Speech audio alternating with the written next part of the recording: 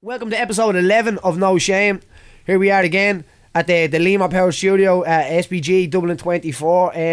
The guy that I have in for a conversation today is it actually kind of freaked me out a little bit. You do so. Rodd Hogg is a magician. So if you haven't heard of Rodd already, but most of you probably have from the Irish Magician television program that you had on. That was on RTE, wasn't it? Irish TV. Irish TV, yeah. This guy is creepy. He's that good at magic. So I don't want to kind of compare him. I don't want to kind of put him into fields, but to me, he's better than Dynamo. You know what I mean? To me, the man is in the same field. It's not like a magician that kind of comes to a kids party, but I know you do that as well, don't you? No, I don't do kids parties. Just putting that out there. Just do you know? Yeah, don't ring it for kids parties. No. Kids parties only. Yeah, get them on Irish Magician. So the first time we met Rodd was he asked me to do a thing for the television show that you had coming up on Irish TV, and the thing that freaked me out about it was I was there with my son. I ended up meeting him. We had a conversation for about an hour as well, didn't we? Before that, and a coffee like we just did here.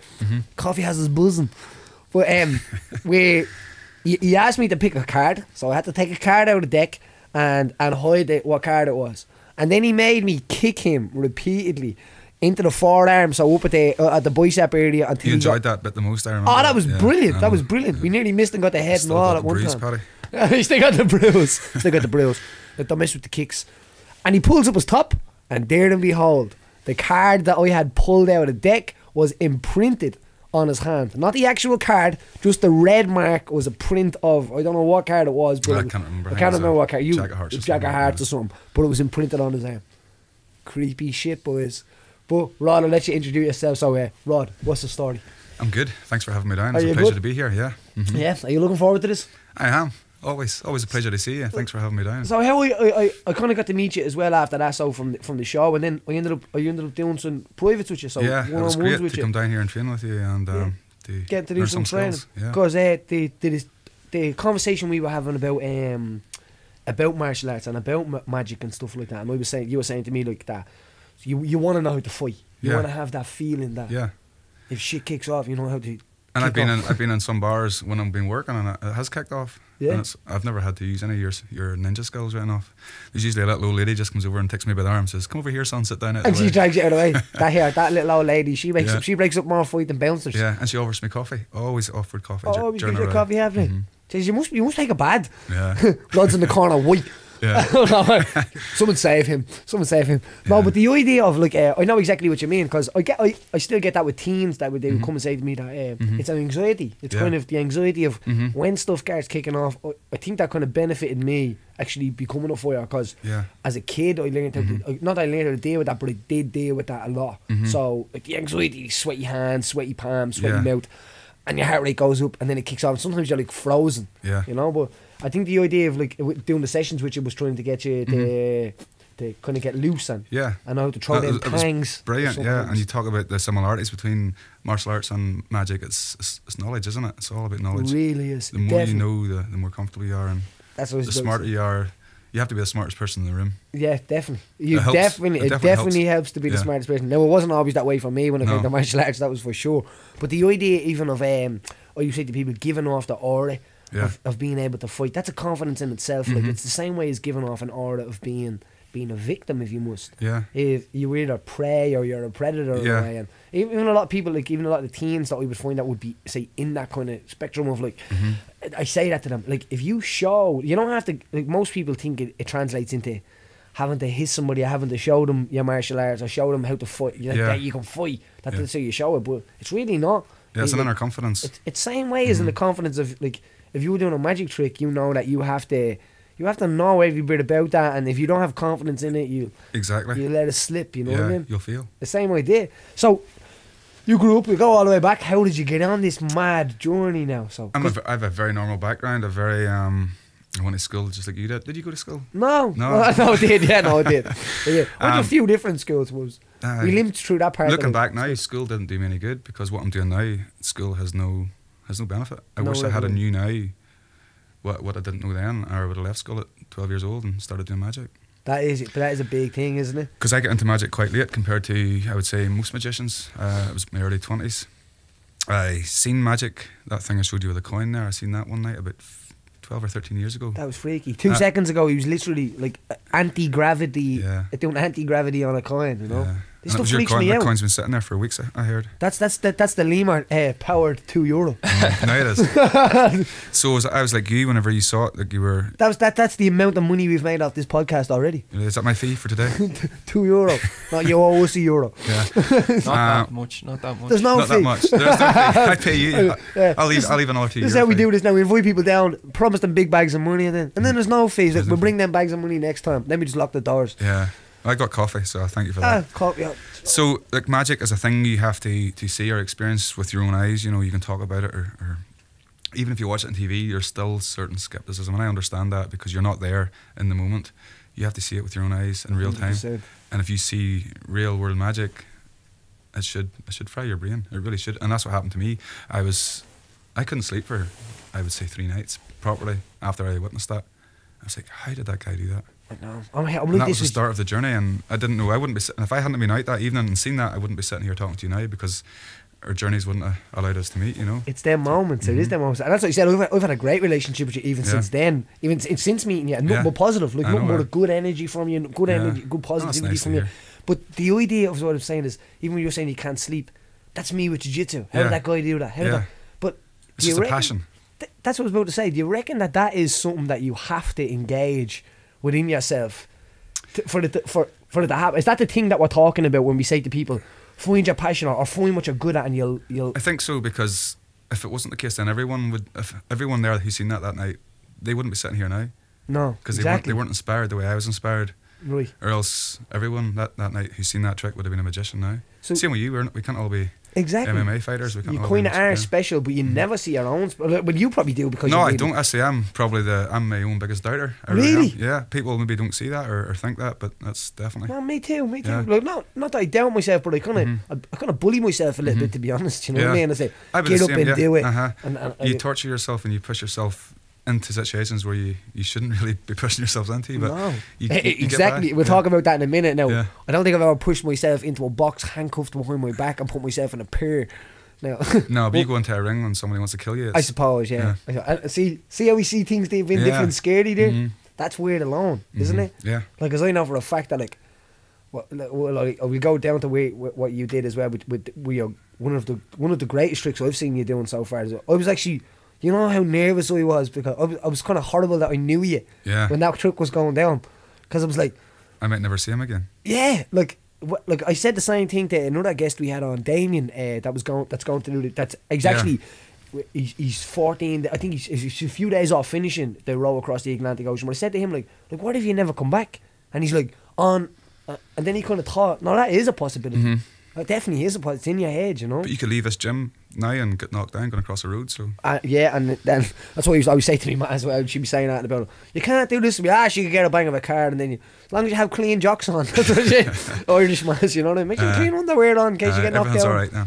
Yeah, but as long as you're alright. But the idea of, like, same as going into a cage, I suppose, that it does cross your mind that like this could go wrong. Of course, but it's just normal life, and where if you were scared of anything, you just wouldn't get up in the morning. There's no point. That's the truth. You have to just do what you do. So you're from the north. I'm from the County Derry. County Derry. I would have spent what part That's of not a Derry accent. Where's that? Derry. No. What's that? Belfast. That was what you were doing for the Welshman. At the Welsh, that's my Welshman. That's two my accents your own, and then an accent for everybody else. I'm the worst. I'm the worst at accents ever. Yeah. Like, that's what I'd be doing. What was me Chopper Reid like? That was the best. Chopper Reid was the best. You know what I mean? It's bloody insulting. No? Is that who that was? Oh, is that who that did? You should have known who that was. It was Chopper Reid. I didn't know that. No, I didn't get it. Get the money, Len. What's your man's name? The fella he stabs. Yeah. I think you're right, yeah. Len, is it? I think so, yeah. Ting touched on it last week, he did. Chopper Reid's a great film. We were doing research on Chopper Reid because one of the guys was coming on. I thought he was Australian, but he was actually from London. Right. And I was watching, I was like, I'm going to watch Chopper Reid and going to do my Australian research, you know what I mean? But it failed on us, it did. You still came up with a good way to work it in, though, didn't you? didn't he? If you've done the research, you might as well get. I was in the mirror the night before doing them Tropper impressions. You know what I mean? I'm probably gonna have to get in touch with your man Al Forlan or something like that and get some tips on him. Yeah. How do you do impressions? Because I only have one accent for everybody. So you grew up in Derry? Yes. I fought in Derry. I fought in the Millennium Not in the Forum. city. A place called Acadea. You probably never heard of that. It's the biggest townland in Ireland. Oh, is it? Yeah, it's massive. It's just it's all fields and a couple of houses. You say it's the biggest townland. Yeah. So what do you mean townland? It's countryside. It's like, do you know Coleraine? You know Coleraine? Oh, no, Coleraine. So I live yeah. about 20 minutes from Coleraine. So it's Oh, like right. just a countryside. It's a townland. I grew up there. Went to school and left school and dropped out of tech. You've tech down here. Like, Tech, yeah. Dropped out of that. Got a job as a welder. Jesus, if you're going to tech, that's even that's as bad as it is. Dropping out of tech is even worse. No, it's true. I left tech and I was It's going like you reach down here, isn't it? Yeah. Tech is like you reach down here. I was going to do a different course, and my dad says, "No, you're not." He says, "You're going to go and get a job." So I went and got a job as an apprentice welder. Became a welder. Was a welder for quite a few years, and Welding's great. No, it's not. You don't think so? No. I one of the boys welding here. I'm fascinated when I was looking at her for an hour. Nearly Really? blind. An hour. Try doing it for like Just- 10 years, Paddy. I suppose, yeah. An hour. Give me an hour. Daily for an hour. Were you looking at it without the mask? Well, from a distance, like it's like I can hurt television. your For, eyes. it's I like can hurt chewing your gum eyes. for the eyes, like, isn't it? Like if you're standing away, you're like walking around, all of a sudden you're like that light out Bugs Life, you know? Can't help it. It's so beautiful. That's what it's like. I'm telling you now. That blue light. One of the guys here, we call him Scotland. He was doing it for us, but so welding. So you went from like tech to welding. Yeah. How many years did you do welding for? I think about 9 or 10. And then I was really unsettled in a job. You know, you were just standing in one spot. Great, good living and all that, but I just wanted more, and I became self-employed. I started cleaning windows part time. All right. Over the period of maybe not that long, maybe We haven't spent a bit of 9 time months. on this. So you're a windy cleaner. Mm-hmm. A windy cleaner, is it? And There's that's a relaxing Derry feel. window cleaner. That windy, isn't it? That's what you call A it. windy Yeah, cleaner. a windy. It's a window cleaner down here. Was It's a windy cleaner up north. I know. Yeah. We get the translations of it because sometimes I say I mix Northern Ireland words with Dublin words. Yeah. Now, because there's a Liverpoolian in my house with Liverpool words, and it's just this generic messed up accent that's going on in my house. It's very multicultural in your house. Yeah, oh, There's stop so many it, it'd be different like, conversations and accents. you know what I mean? I was looking through that windy and someone was making a booty. You know? You mix all the Why words were you together. looking through the window in the first place? Oh, no, this is what I was going to ask you now in a second. Mm-hmm. And where'd she go now? What you doing the windy cleaning? Over the period of 9 months. How many what? On one hand, how many hours did you see in the nip? I seen a man in the nip. A man in the nip once. And he just stood there. And there was nowhere I could go. I couldn't go anywhere. I was up a ladder. And he just stood there. He froze and I froze. And then I just pretended he wasn't there and I started cleaning the window again. And We used to do a bit of that as well. We used to fly around the ladder. Yeah. In Lana doing home walk in Belfast when we used to live up there. Window cleaning's still live and kicking up in oh, it is, aye. up the north, isn't it? It is. Down here, someone knocks at your ladder, you're looking at them like a weirdo. Clean their windows, go away. You know what I mean? Go away. Aye. Out the door. But up in Northern Ireland, the window cleaner is There, like, I milkman. haven't cleaned a window in 4 years now, and I see still more window cleaners, more and more. isn't it? Yeah. But I think with the recession, I was lucky I got in before the recession because there was a lot of brickies and plasters and tradesmen who had no work. That's what they did. They started going out cleaning windows to get a living. It's not a bad living. But I was What were lucky you 'cause charging? depending on the house. One window. One window. Depends on how nice the house looked. Depends That's on how many what- windows. my Depends mate's on a time. plumber and that's how They he- rent, a council house maybe would have been £6. You could get big houses in the countryside for £25. £6. No wonder why they're live and kicking up in Northern Ireland. The boys down here must think they're bleeding cleaning the Prince of Chiba's arse or something like that when they clean their windows. £25. Yeah, for a big house, but you'd be spending you're not doing it. 24. You live in a council here. There's like 4 windows, and they knock at your door and charge you £25. No, down that'd here. be £6. Would yeah, it? Yeah, 2 up, two down. The window front, back. cleaners are Dublin. Get it together. Is bleeding. They're like an ant down south. They're like, oh no, inflation's VAT. Aye. The window VAT. It's all cash me. Aye, There's no VAT. fat one, very liquid. Yeah, VAT and very liquid. Yeah, we had the Brown claim this back. They're not claiming that back. They're not even declaring that. Aye. No, but window cleaning, awesome. That was good, and because I was my own boss, and over a period of 9 months, from doing it part time, working on Saturdays and evenings, I got enough built up, enough customers, so I was able to leave the welding. So then I was my own boss for a few years, and I liked that. Were you dying to get out of the welding? Wasn't dying. I don't know if I was dying to get out of it. I think It your was path eating just your soul. you're just. I listened to one of your previous podcasts. I can't remember who it was that was talking about the law of attraction. Yeah. And if you want something, you you just think about it all the time. I wasn't going to bed thinking about cleaning windows. That's not what I was thinking about. But you just want that a different. One day it'll be an Owen. One day it'll be an Owen. Yeah. In the window.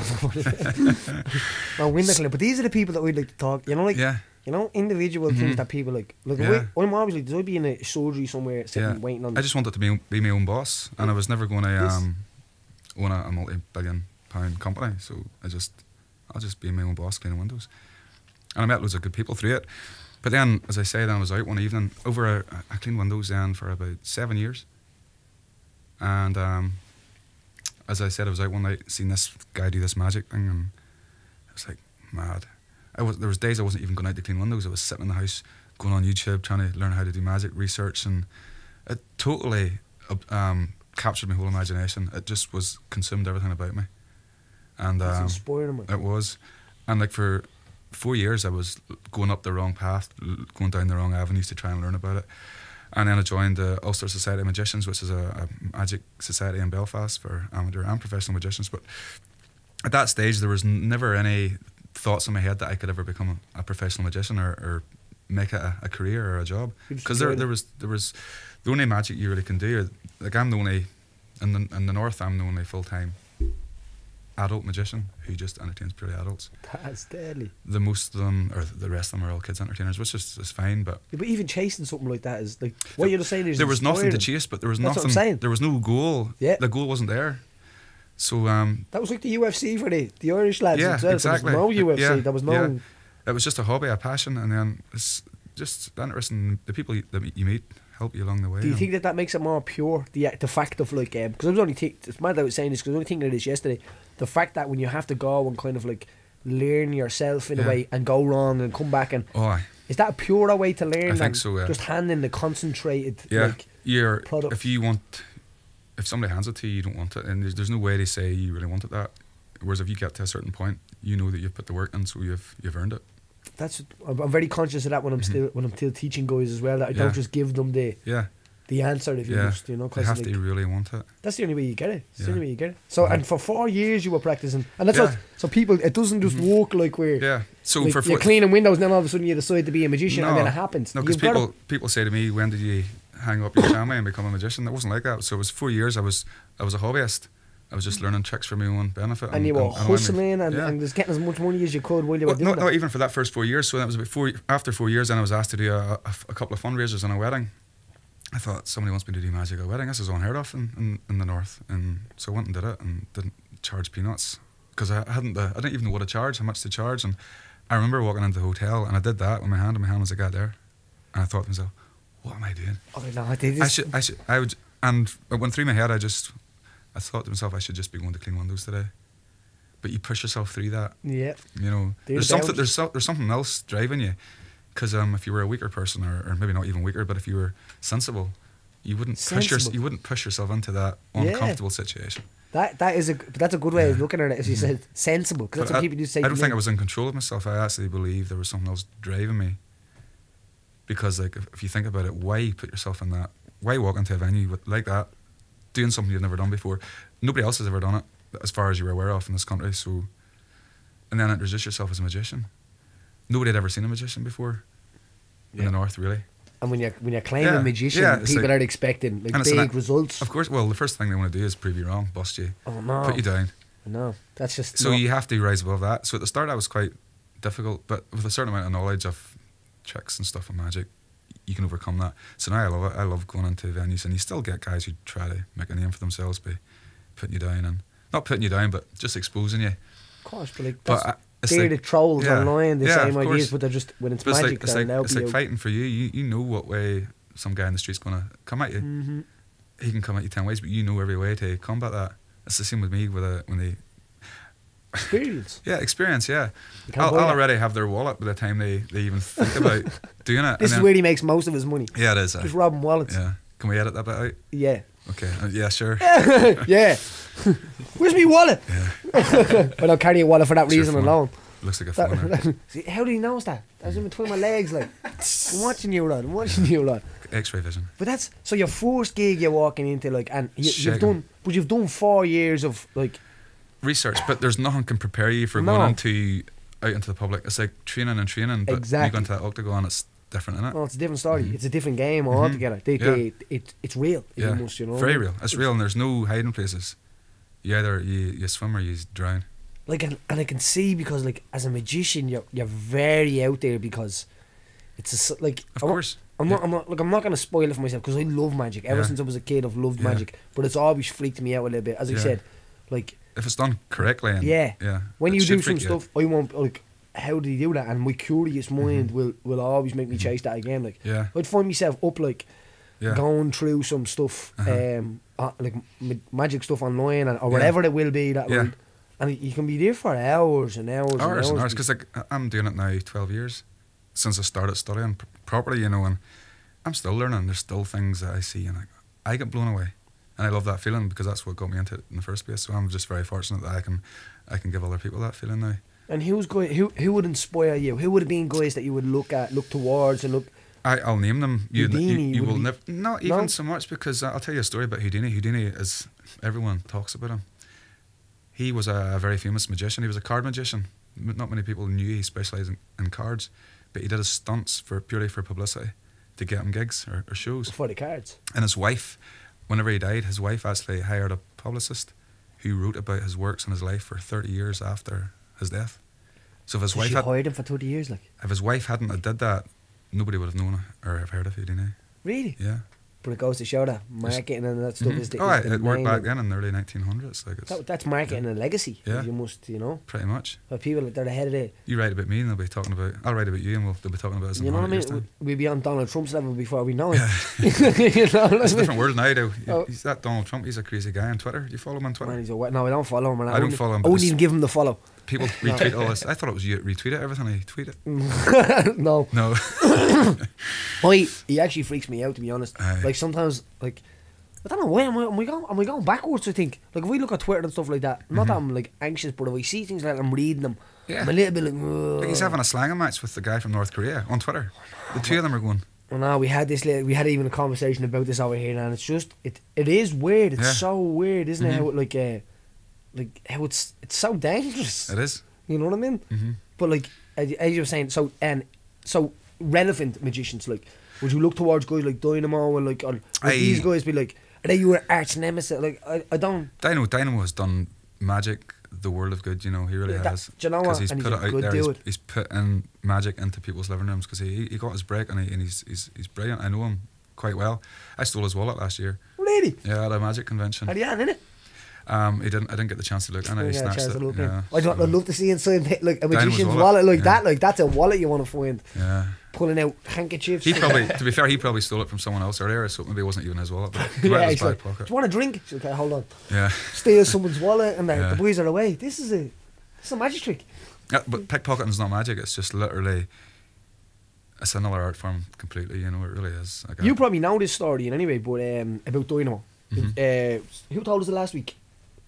Was it John Phillips told us last week? What story? Dynamo. I don't know. He told us. He was saying. Now I don't know how true it is, but he was saying that there was a girl at the show, right? That he was at, but she was only able to get the tickets gave to her by a friend of hers. Okay. Oh, Rory. That was Rory. Yeah.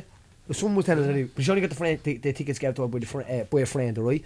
But when they went up onto the stage, she ended up getting called up onto the stage. So that's where he thought it was like, that's a weird one. Yeah. You know what I mean? Yeah. So she gets called up on the stage, and he took off her watch, but the watch was like a grandmother's heirloom, right, or something like that, and like it just happened to be.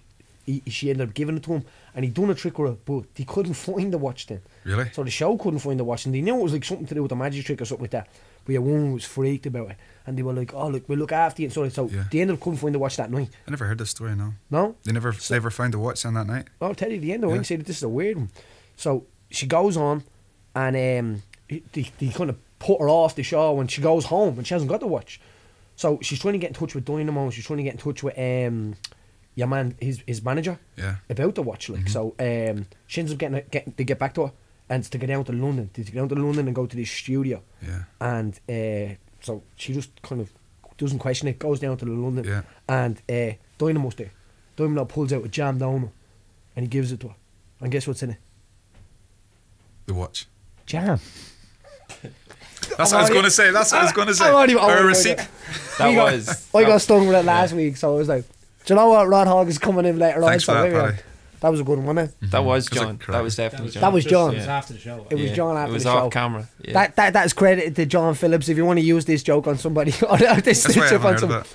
but if you get your chance to do it on a magician, try it on some, especially someone that knows dynamo. I was going to say that never happened. Yeah, funny vessel.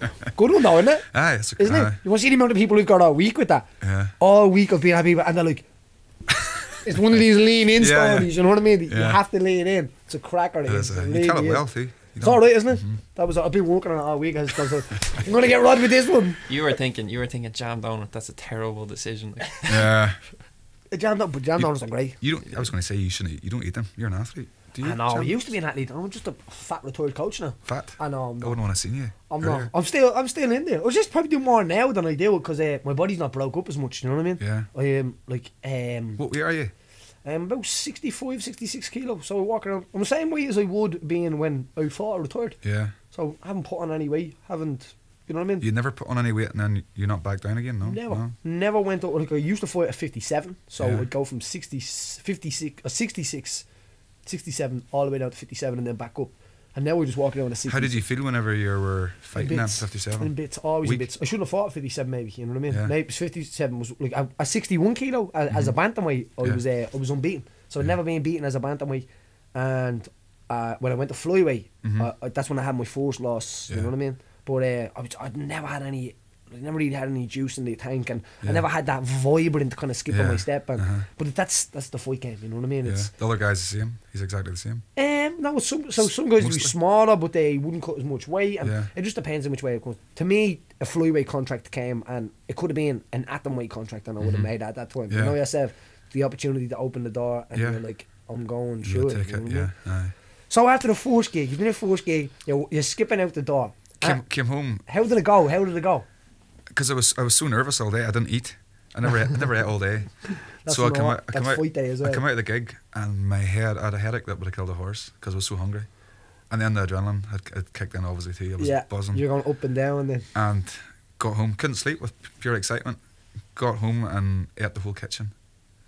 Went to bed, couldn't sleep. Then I was up next day to clean windows and I was like, I wish I could do that every day, magic every day. And just never. So the next gig was probably about 2 months from that point. You know? And was everyone at that gig like? Oh, looking back, yeah, they were impressed. But I look back at the stuff I was doing, it's cringeworthy. Did you play it safe, like? Yeah. Well, it wasn't that. If I was doing that material now, it would be playing it very safe. It was only material I knew. Right. So, yeah, you were like, that was it. Yeah, but yeah, I remember the reactions were great, and again, that's why as a performer or a magician, you do it for the reactions and giving people that feeling, and it's like a drug. That's what I'm saying. Yeah, it's a feeling you're chasing, and again, it was 2 months before the next gig, so it's a long time, and from such a high, then from doing that, it's like a long time. So you come down slowly, and then I'm very lucky now because I gig nearly every day. Was it hard to get that high again? No. Because once you go in, still again the nerves. I still get nervous yet, and that's like 8 years on. I've been doing gigs 8 years. I still have butterflies. I'm not going in like that there, but usually when I was driving to the gig, I was like, I should just turn back and go home. Now it's like I'm driving and I'm checking to see if I have enough diesel to get to the gig, or should I stop for diesel because I'm usually not running too early. Yeah. I'll always get to the gig like 1 minute before I'm supposed to start. I'm like that with classes, and it's a magic trick, isn't it? The proper thing. I got stuck on the motorway to be here today, and I drove down from Derry, and he said I was going to meet you at 10:30. I drove into the car park at 10:31, and there was a really bad crash in the M1. I thought I'm going to be late, but I still got here. I was 1 minute late.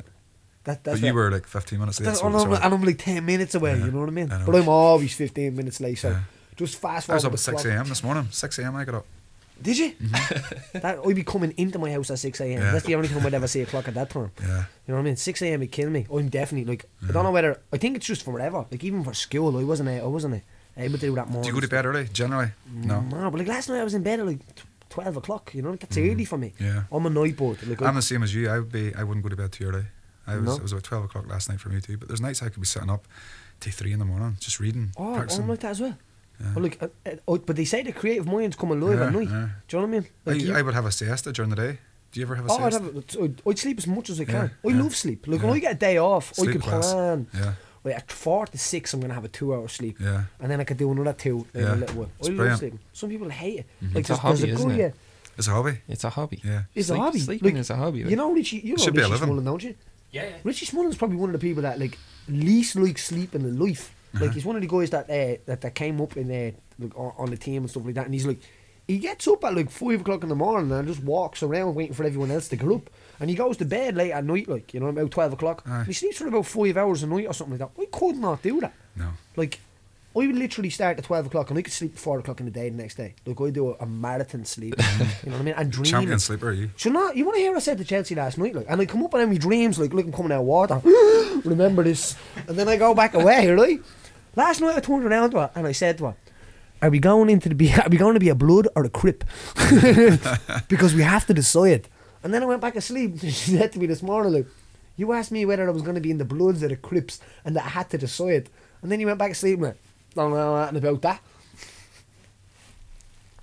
Who knows? Who knows?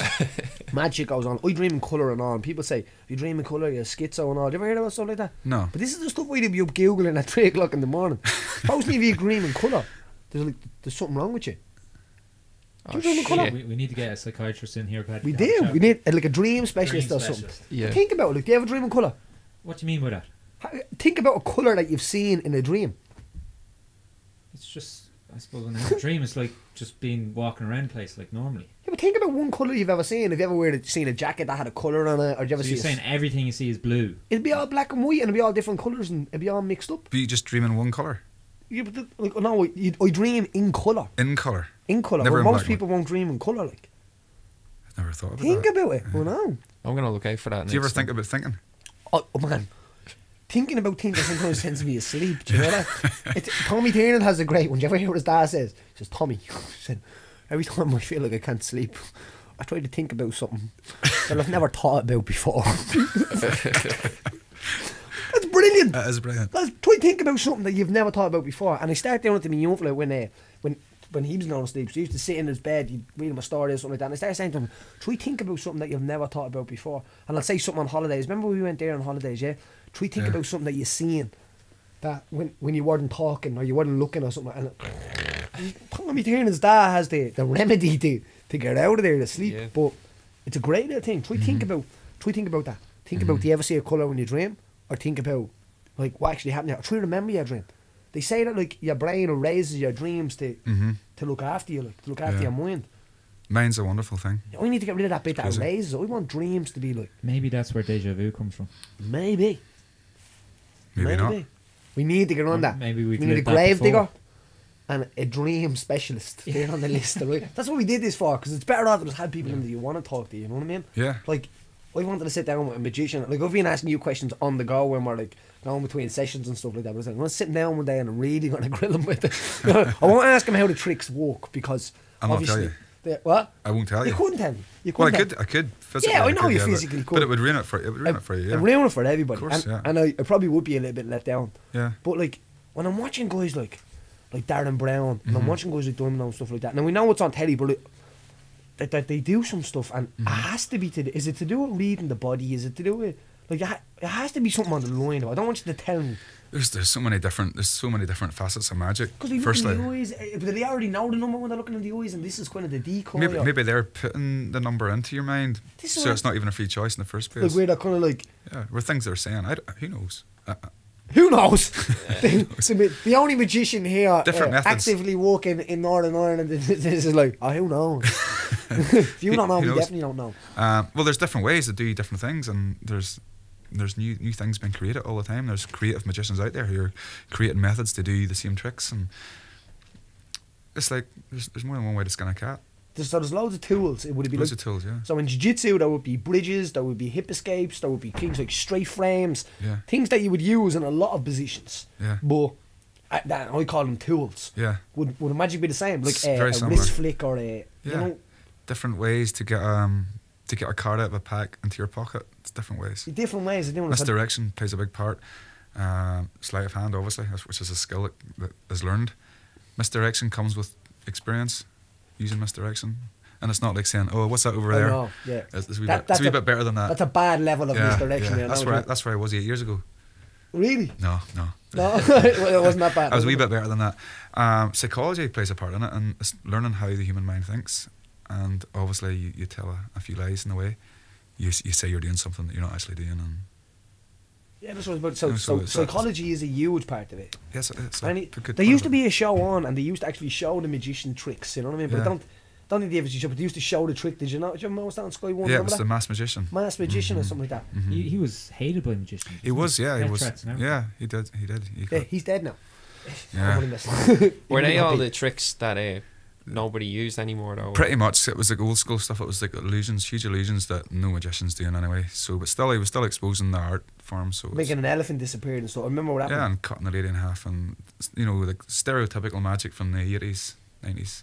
And no one really used that anymore. He wasn't really exposing any card tricks or how to make a coin.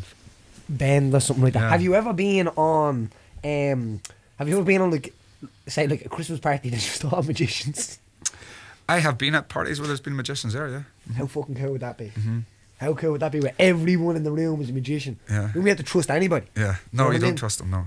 Do you want a point? No, yeah, go ahead. That's what I said whenever I come in here. The two guys downstairs offered me coffee, and you were the only one I took it from. Trust. That's a trust thing. That's definitely a trust thing, isn't it? Yeah. You know what I won't take that as an insult. No. So, fast forward. You're confident. You're a confident magician. Again, talk about confidence is an act. Again, you know that. Yeah. No, I don't know that. Yeah. So you're saying somebody's confident. I don't put myself in that bracket. I'll always be my biggest doubter. So it doesn't come across that way because I watch footage of myself and it's like watching somebody else. I don't actually. That's not actually me. And I can understand that. Yeah. Yeah. Like, but when I then hear myself talking, sometimes I'm still cringy. So I don't think that. confidence is something that's actually real. It's an act. So if you're saying I'm confident, yeah, maybe I am because it's an act. It's a confidence in my own ability and knowing that I've done it before and it's experience. You know, whenever you just know what to do at the right time, and that comes through. I've got experience, a certain amount of experience. You have a load of experience in it, man. Some of the stuff that you I got it very quickly because I was so busy very quickly. Like after a couple of years of being part-time or a semi-professional, or I got really busy and I was doing a lot of gigs very, very quickly, repeatedly after each other. So I had a lot of learning time out there in the trenches, so to speak. Learning time, but I'll ask you that. So, your no shame situation. Say, what's the worst situation you've probably been in where you turned up maybe a little bit hungover, and you can't do that as a magician, but like you're in the middle of a trick and you've slipped up. The good thing about magic is that that's happened loads of times. Right. Not so much now, but no one knows that you've slipped up because they don't know where the trick's going to end. I'm not a singer, so if a singer sings out of tune, it sounds bad. If I'm doing a routine or a trick or a piece of magic, so to speak, the spectator doesn't know where it's going to end. They don't know the outcome. So if something goes wrong, you just take it in a different direction. And again, that comes through experience. That's what I was about to say. Because at the start, you never ever admit you messed up. Never ever admit it. No one does. No. No one But does. there's loads of times things have went wrong, or you've slipped something, or Something ever fell out, or would you? Is it proper to stay away from tricks that like You learn mistake gives it away? Well, the scariest thing I ever had, you're talking about that joke with Dino in the watch. I dropped a lady's ring one night on a nightclub floor. It was a diamond ring. I dropped it. That's just a human mistake. Yeah. Just fell out of my hands. And for a long time, I didn't borrow any rings, or just made sure it was a band, not an expensive ring. And what happened? Did you find it? Oh, we found it, yeah, but not through any after any amount of heartbreak or panicking. Searching and panicking, yeah. Because you were thinking, this could be it. The ring was worth like £6,000. So Jesus. I was like, it just could have went so wrong. £6,000. Yeah. And I've heard stories. Must have been a big one. You must have not heard that drop. Did you not hear it? The floor. The smaller the diamond, the more expensive I hear. So, is it? Yeah, the more pure, the clearer, isn't it? And I've heard stories from other magicians in England, London especially, where they've been doing a routine with a ring, and the next day, if they're booked by a restaurant or a bar, or even if it's a private function, the next day the premises or the magician will get a call saying the diamond's missing from the ring, even though it's not. Oh. So you're putting yourself out there. Yeah. To be busted. Busted. For just people just who take a chance and try to prey on you. It's not nice. Well, so you're always nice. People never get any luck. no. Let you know. So you have to get to know your audience first of all. So the first trick is never borrow a diamond ring. Yeah, so that's a good little bit of advice. So things like that there, yeah. But you learn that again. It's through experience. You learn that. But even up till now, your story, and people don't that's inspiring, man. So you're literally coming up a ladder. But the thing is, people don't realise that you have to put the work in and you have to put the experience and you have to go through the I was fields. Cleaning windows during the day and I was coming home and sitting up. I've got a family, I've got kids, you know, so you're spending time with them. Then you were sitting up till all hours reading and learning and then getting up the next day to go and clean windows. But the thing was, my job actually allowed it to happen because I spent all day on my own, really. And you were so I was thinking all the time up a ladder. I was cleaning the window, but I was thinking about, I wonder what would happen if you could do that, or you're thinking about a trick.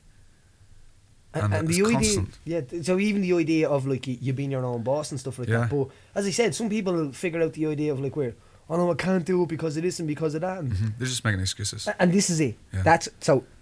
I get the amount of messages I get, especially since I started this about like, because I wanted this to be about bringing people on and about showing people like that. It is kind of, it's not a magic trick if you must. Yeah. Excuse the pun. Yeah. You're excused. It's not a magic trick trying to make it. It's everyone can do it. Anybody can do whatever they want to do.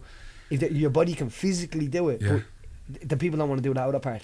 The hard work part, the mental part, the physical part. Like, and people think it's not just about the physical. No. But to me, I think the mental's a lot harder. But as you were saying, like, at the window cleaning job, geez, I wouldn't mind being a window cleaner and actually thinking about that now, don't I? So you get a lot of time on your own, and you get to chill. No one annoys a window cleaner. There was most of my customers were away working during the day, so it was like I was just turning up to houses and there was nobody there. And there was days I could just go all day and not speak to anybody. Yeah. And you think a sociable job, but there was days you could be in an estate or in a development for the full day and see nobody. I'd like that. Yeah, it was Did you ever get... Sorry. No, go on. Did you ever get a bit where you cleaned the window and it was dirty on the inside? Yeah. It freaked you out a little bit? No, it was like, why are they wasting their money paying me? Because they can't see out the windows anyway. Yeah, because it's dirty on the inside. That would freak me out. I'd have to... Mrs., you have to let me into your gaff and clean the outside. No, sometimes I was asked to do it and I didn't like going into insides. It was like, the insides were dirtier than the outsides. I was like, and you get the windows cleaned? Yeah. That's mad, isn't it? Yeah. That's all full coat and no knickers. I was like, you know, just I never did it. I was an honest window cleaner. I always cleaned the windows, but I could have just said I turned up and cleaned the windows, and I couldn't have, and they wouldn't have knew any different because they couldn't see it anyway. There's an idea. Yeah. But as you said, you don't want to join that group. Because someday they will clean the insides, and it's like they've got a new house. We can see out. There's daylight. Yes, it's like, pure, there's light. There's light. Yeah. So up to your trick, right? One of the, as I said, I mentioned on the start of it, one of the most crazy things I've seen you doing is, but you getting into that cold water. So what Rodd did was, Rodd placed himself into a wooden box, handcuffed. But you did like a practice run before it with just handcuffs, didn't you? Yeah, well, I can get out of police handcuffs anywhere in the world.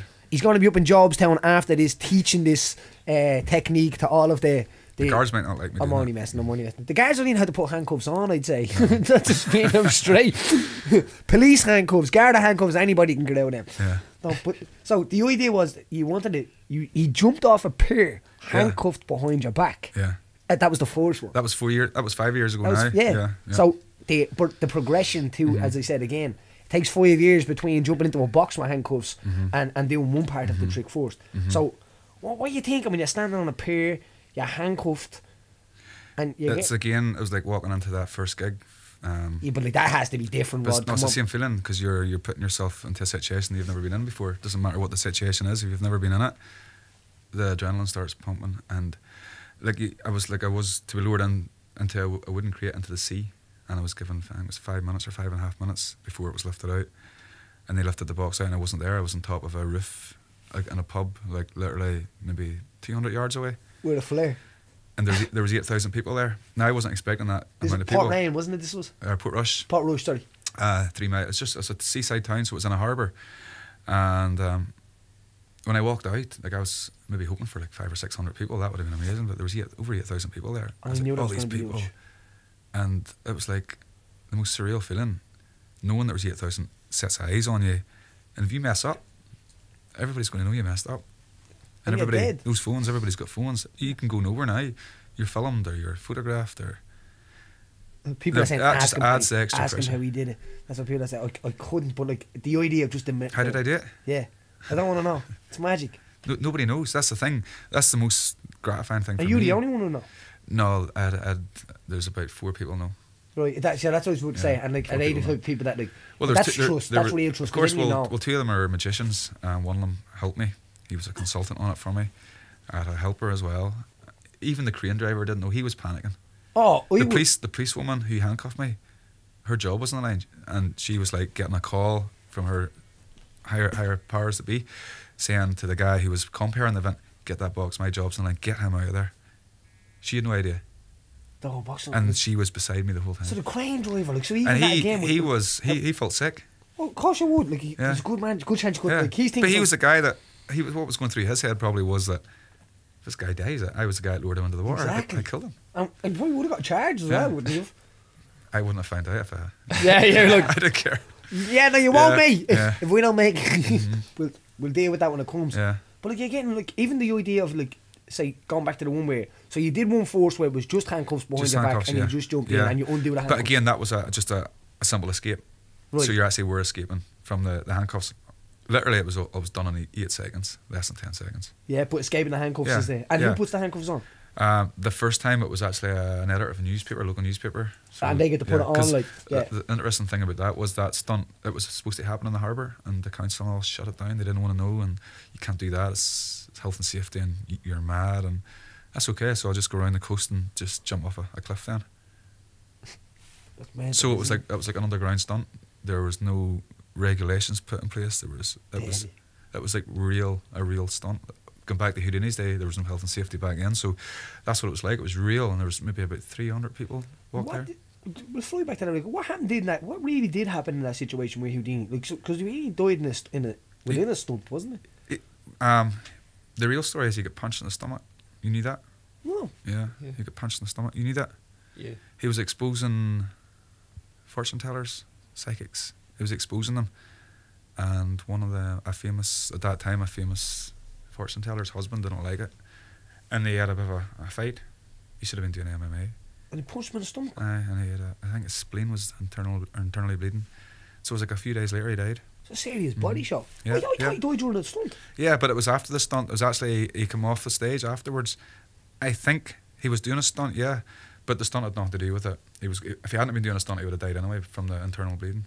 Oh, that's unreal. That is, like, even a body shot. Yeah, he wasn't expecting it, so it wasn't they weren't squaring up to fight. Yeah, it was an unexpected shot. He just probably got unexpected shot into the body. Back in the day, it's right to the body to go, you know, to the body. That's what it was back in the day.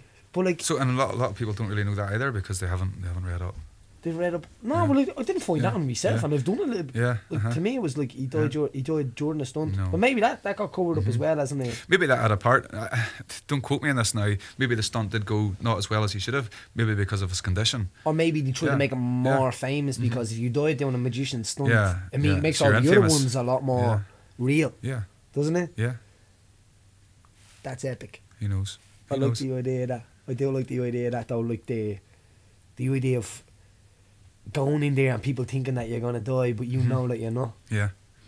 But that's then an again, illusion in itself. Again, things do go wrong, and all you have to do is go onto YouTube or Google magic stunts gone wrong or stunts gone wrong, and you will see magicians in horrible situations. And do you think that that's because they don't do research? It's just a simple error, human error. I was chatting to a magician there last week, and he was telling me about, I'm not sure which country, I think it was Eastern Europe, but it was way back in the 70s, where he had this woman in a box, and he was going to saw the box in half, down the way, and with an angle grinder, I think it was, and he didn't do something correctly, and he cut the woman in the head, and there should have been a safety thing in the box, but that was at the front of the box from what I heard. So he didn't see. The next thing he seen this blood leaking out of the box. So it was a puddle of blood and the woman died. It was his wife too. Maybe he didn't like her, maybe he just... That's what I was maybe thinking. Do you in that box? This way. No, the other way. The other way. Just making sure, you know what I mean? So things do go wrong. Again, it's human error. So as much as you can rehearse anything, a card trick can go wrong. So a stunt of that nature can still go wrong. So were you not nervous when you were getting into the box? I was bricking it. Of course I was. More so because of the size of the crowd. And even the cold water though. Even the cold water alone, like jumping off a pier. That's it, because there was holes. There was holes in the box. Yeah. And that was they were at the top of the box. That was to let me have enough air at the time for the box to be fully submerged. Yeah. But you can train your body for that. You can submerge yourself in cold water. And were you doing some of that stuff? Yeah, I was. Simple. Have a cold bath. Have a cool shower. Then go to the sea. Dip yourself in the sea. Especially for the first one, because it was the first time I'd ever done it. I used to go down to the sea. Yeah. That hit to the body. And it's like a 5-second burst, and then it's like it's not so bad. The thing what we found crazy about that trick was you were so far away. You were so far away from where the box got lowered in. Like, if you were to walk that and get on top of that building, that would take a long time. Of course it would. And then and there was 8,000 people there. How does that work? You can't walk through 8,000 people. Somebody's going to recognise you. I'd love the. I think I'm going to be a magician. So I'm going to take a few years. You already are, Paddy. Am I? Am I? Because this is like that's fascinating. Knowing that like you're dubbing 8,000 people there in front of their eyes. Yeah, live in real time. In real time. No editing. No editing. It's done in real time. So can I just say, Paddy, since this show started, you want to be a welder, a window cleaner. He still wants to be a welder. A magician. A grave digger. And a grave digger. Grave digger's a good job. The list is growing. We should change the name of this to like what's that thing you used to go to in school? Remember that class? Career guidance. Yeah. Career guidance podcast. That's what this is now, you know what I mean? But all the career guidance, anyone that was ever career guidance in your school was going nowhere. If you're career guiding people, there's a good chance maybe your career didn't go the way you wanted it to go. You know? Yeah. But imagine being a career guidance teacher. That was just enough to put you wrong in the head. Like you don't even have a career yourself, but you're. No, that's what I'm saying. Like, your career is guiding other people's career. This is what you always wanted to do. Yeah, definitely. Never had a career, but I'll tell you how to have one. This is where it ended up, missus. That's what you're saying. I had something there to say to you, and I slipped my mind. Can't remember what it was. It'll come back. It will come back to me. You took that out of my mind, did you? Maybe. Who knows? See, he could take. He didn't like that question you were going to ask, and he just took it out. That's what I think. So he's like. I was just about to tell you the question. Oh, yeah, this was it. Yeah, save you a punch in the gut though. But what do you think about fortune tellers and all this kind of stuff? So, because you were saying, it's interesting. What do you think of it? Do you think it's real or not real? Well, I have went. I'll tell you what I think about it. No, I'll tell you what I think about it. Right. So I have went, and I went to a really, really good one supposedly as well. It cost me 80 quid. Right, but we sat there for an hour, and it was more of like. I was subconsciously not giving her like tells and reads and not like when they're leading you down this path and stuff like that, and I could have found it like maybe some of it was real, some of it was a lot real. I think the idea of them going to dead people, when they go to dead people, there's a lot of situations with dead people that are probably going to fit all situations. Do you get what I mean? Yeah. Like I remember my coach doing it to me actually, and it was weird, and he was able to tell me how my granny died in the back of a car in Birmingham. And he was saying, because the idea, I know my problem is with people that do so I don't have a problem with magicians because I like magic and I like the way it messes your head. I have problems with guys that do fortune tellers or women that do fortune telling reading when they're telling people that they're talking to, say, their dead kid or like that. And now all of a sudden they become the only person in the universe with a number to that person, and that's extremely addictive. Yeah, that doesn't let someone's mind rest. It doesn't let them get over something. It keeps digging it back up. That's the part I don't like about it. Now, if it's a bit of fun, like, fair enough. But it's always the question comes down to why don't they do the lottery then? You've just said exactly what I think about it. It's wrong. They're preying on people's vulnerabilities. You know, vulnerability. That's what I mean. Taking money for that, and again, They do talk to dead people. They do. Yeah. But the dead people don't talk back. I like that. So, that's a good way to say it. So they're not lying. They're not lying. Yeah. I see dead people. They just don't see me. And again, they are preying on people's vulnerabilities, and that's not right. What I do is purely for entertainment. Oh, purely. But they're still using the same methods and trickery that I'm using. But they're presenting it differently. So and they hate magicians. They hate entertainers because they call us fake. But it's a trick. Yeah. This is the point I made on this. This is the point that was in my head when I was saying it. So, if you can go from a box in a pier, handcuffed, to the top of a building with a flare, in front of 8,000 people, a person 1-to-1 with somebody is very, very vulnerable regarding their past and how they emotionally connect. When you start mentioning people that died, whether they're male or female, people start they associate humans. Like if someone puts something on Facebook, everyone will say they're talking about me. They associate themselves because it's just normal, you know what I mean? So it's the same idea where people I think with fortune tellers, because I would have looked into that a little bit as well. But but the tools that's there for a fortune teller to use now, there's social media there now. They can go on. You can find out stuff about anybody now and be a mind reader. And I don't know whether it's just Irish people or just people where they're like, I know they'd never do that. Yeah. Of course, they're like, oh no, I never gave me name. Oh no, actually I booked them. My sister's the worst for it. They'd be like, will you go out? She's like, such and such is coming off to my house tonight. I'm like, I don't care. But you can make it look so real. Yeah. You can make it look like it is real, and that's what magic is. It's a feeling. if you watch it and it's done correctly, you're not aware that it's a trick. It just feels real. But even though I'm telling you it is a trick, but you don't see it as a trick. No, and you can't believe it. It has to be that good. Yeah, it has to be. Maybe I'm lying. Maybe it's not a trick. Maybe I'm just trying to make it out to be a trick. No, maybe it feels like that. Are you going to do one for us? We're talking about fortune tellers, so yeah, I agree with you 100%. It's not. No, it's not nice. It's not nice. It's like magic, but it's a preying on something magic. I don't like that. Do you believe in it? Believe in. I know that was a great way you said it. That they thought the dead people are dead people. I'm not talking about. That was a great way. Then, do you believe that they can get answers from people? And it's not about giving magicians trick away, but that's because to me that's it. I've got books in the house that would teach you how to do that. Yeah. Yeah. And they're using the same books and the same. Well, they probably don't put the same work in that a magician would put in. Yeah. They have only a certain amount of techniques to learn. A guy that has to unrevealed, someone has to do more research than the guy that's actually doing the trick. I back in the day, like maybe a few years ago, I was doing carnivals and festivals, like local small village festivals, and in the field there was always a caravan with a fortune teller in it, and outside she was selling peats and eggs. So she was so good. Why was she selling eggs if she was so good? That's what, you know, it's like Father Ted, isn't it? Cross my hands with silver. Yeah. Don't carry big bags of it around, you know. You know what I mean? A pound, give me a pound. And I actually went in one day and I didn't tell her I was a magician. This was about 6 years ago, and because I don't like what they do. Yeah, right. So I went in and just like a young fella, I says, "What's the crack and all this here?" And do you want your fortune? I says, "Well, tell me something, impress me." And she goes, "What do you do for a living?" I says, "I'm a magician." And as soon as that, there was two guys, herself and another woman sitting. They weren't in performance mode, they were on a break. I walked into the caravan and they all sat up like this because I said I was a magician. So it's not your full-time job. What's your real job? Now, obviously, not many people know there's full-time magicians. So it was just they were going for a hit straight away. No, it's my full-time job. Then she says, "You're having trouble with your girlfriend at the minute?" I goes, "No, I'm married." Because I was a young fella, she just thought I wasn't married. Right. Again, going for another hit, she was wrong again. Like at the time of young. And I'm like, I know exactly what you're doing here. I'm busting you every time, and not intentionally, but without saying it, they knew that I knew what they do is the same as me. Is it called cold reading or something like that? Yeah, cold reading. Yeah, that's a big part of it. Yeah. So if I had been an innocent bystander who had another job, who was having trouble with my girlfriend, I'd be like, "Wow, how'd she know that?"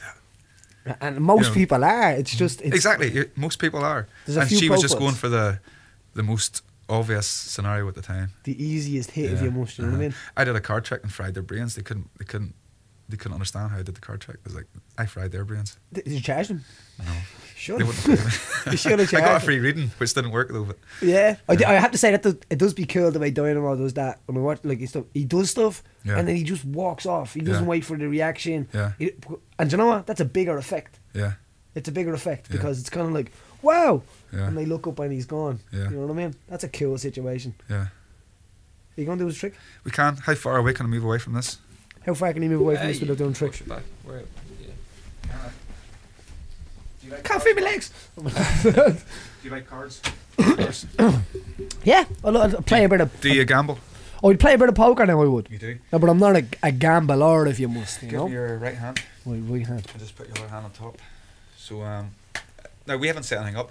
I didn't even know you were going to ask me to do magic. Zero. And listen, I'll give you my word on it. Yeah. I'll give you my word on it. This is no idea what's going to happen. No, straight off the cuff. I know you do. I'll be this is honest, freaking me out. I don't know what's going to happen here either. I bet not lose a leg. Kind of put me on the spot, but we've got a pack of cards. There's 52 cards in a pack. I want you just to think of a card. Now, I haven't asked you to do this beforehand. No, 100%. You didn't know you were going to be asked this. Don't think of the Queen of Hearts or the Ace of Spades or a normal. Think of a card that I couldn't possibly, or as far as you're aware, I couldn't possibly know. Right, go. So you got it in your mind. Got do you want to change your mind? No. Do you think I put that card into your mind? Don't know now. Don't know. Do you think is it possible? If you do, change it. Yeah, it might be possible actually. Or you want to stick your maybe? No, go again because I want to make this as I said. Change it again. Right, go. Are you happy with this choice? Yeah, I'm good at this. Yeah. Do you think I maybe didn't influence you to choose again? No. No, it's impossible. No, it's impossible. Not with this one. You've been holding the cards the whole time. Yeah, this is a decoy of the decoy. Yeah. It's a double bluff. Yeah, double. We've got two witnesses here. We're on cameras. What card did you think of? Out loud. The two of spades. Any reason why you thought the two of spades? Because when you asked me to change, I couldn't remember whether you said I had the 8 of hearts in my head, but I didn't know whether you said don't pick the Queen of Hearts. I don't know whether you said the 8. So you thought of the 2 of spades at the end. 2 of spades then and at the end. you changed from the 8 of hearts. That's mad. Don't dare listen to me. The 2 of spades. 2 of spades. There is a 2 of spades, isn't there? Yeah. Inside that pack of cards is a 2 of spades. Yeah, well, no. There's obviously 1 in, 2 in it. 1 in it, would it be? That's the trick. Oh, I'll show you. The 2 of spades, you said? Yeah, 2 of spades. You could have thought of any card, a 2 of spades. Any card. Let me see.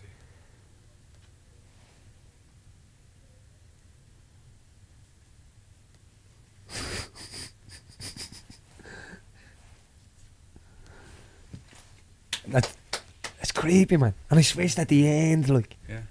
And you were holding the pack the whole time. And I was holding the pack the whole time. Did you put that one on? Who knows? Get out of my head! Who knows? That is awesome. That is absolutely Is that your favourite card? No? awesome. Wow.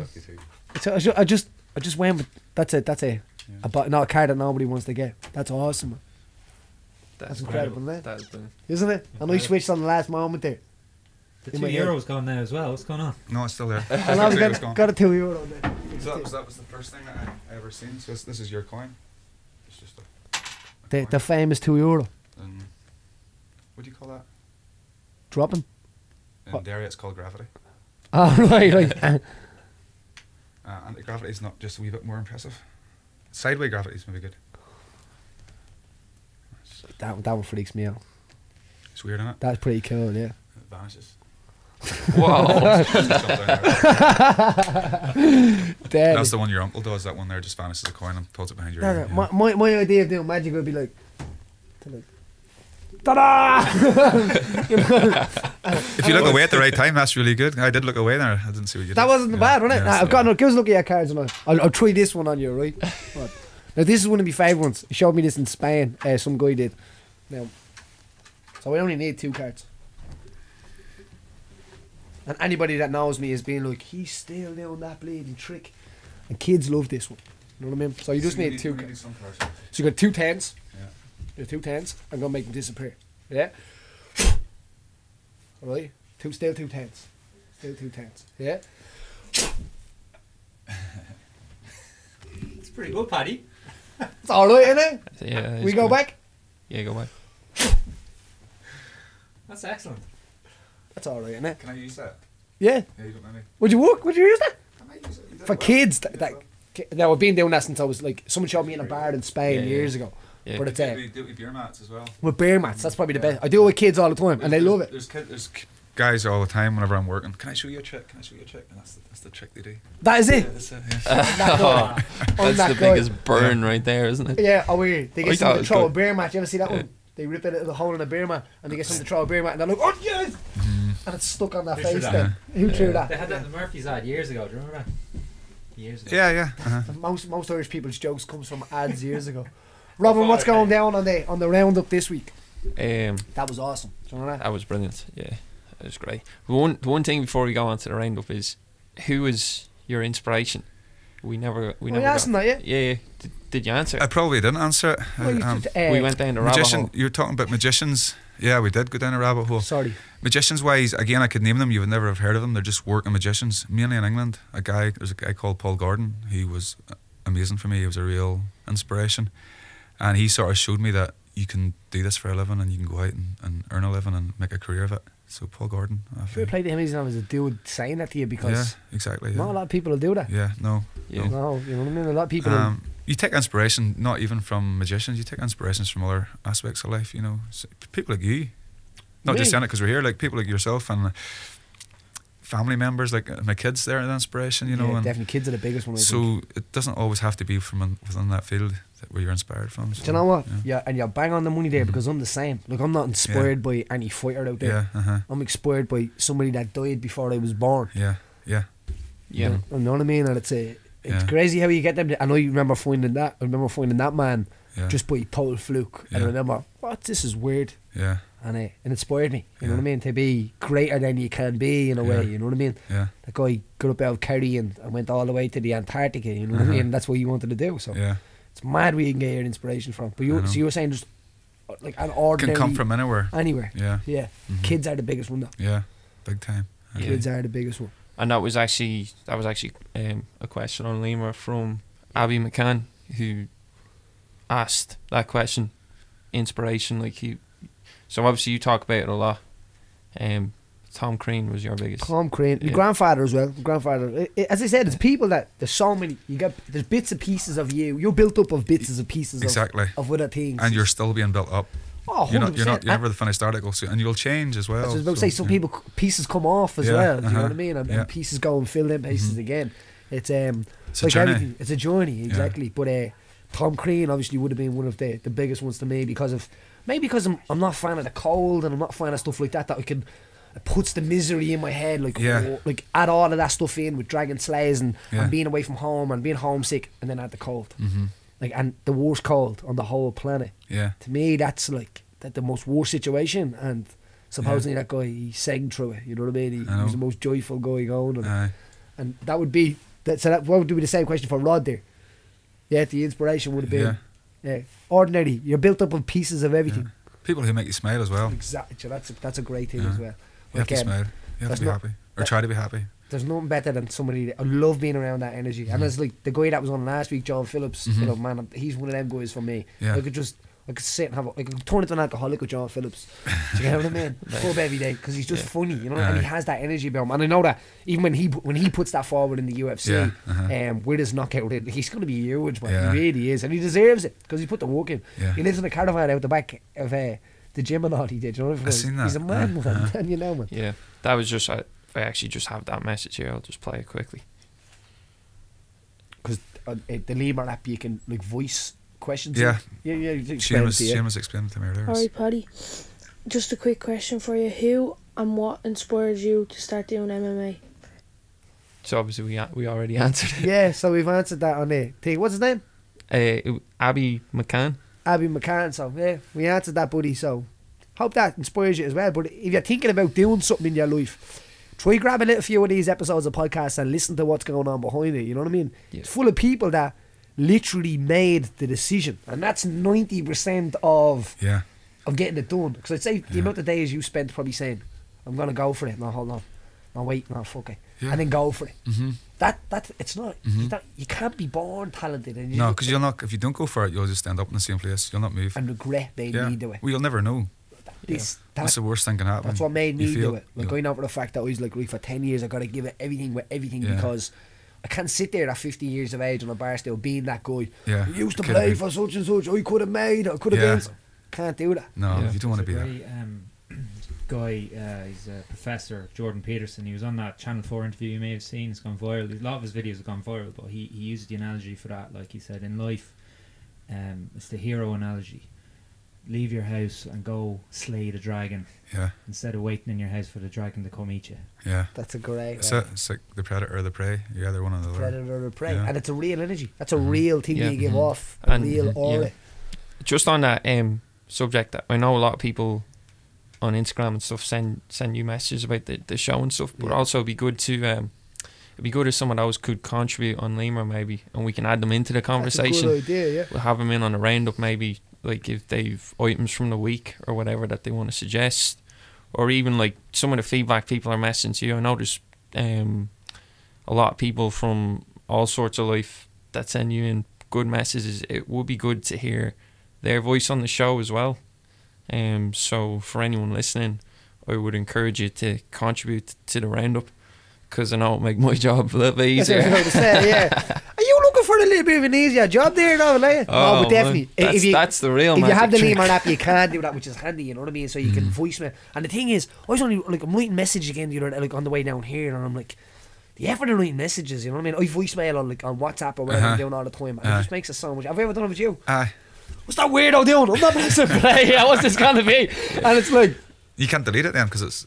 Yeah, you know what I mean? But it's done. It's done. And I like the idea of like that, because you can't delete a conversation. No. Do you know what I mean? But if you put stuff into words, it comes away different. I can get lost in translation. Exactly. As you say. You don't know what the people really mean or what mood they're in, or and if you hear something. There's a few things you can say like that. You can write it down and it's like, whoa. And then you can say it and it's like totally different. You know what I mean? Like I'd text my young fella and stuff like that, and I'd be messing with him, I'd be like, shut up or I'll set you on fire, you know what I mean? Or something like that. But if I was like, text him, I will set you on fire. It just looks different. You know what I mean? It looks more scary. I just have one question.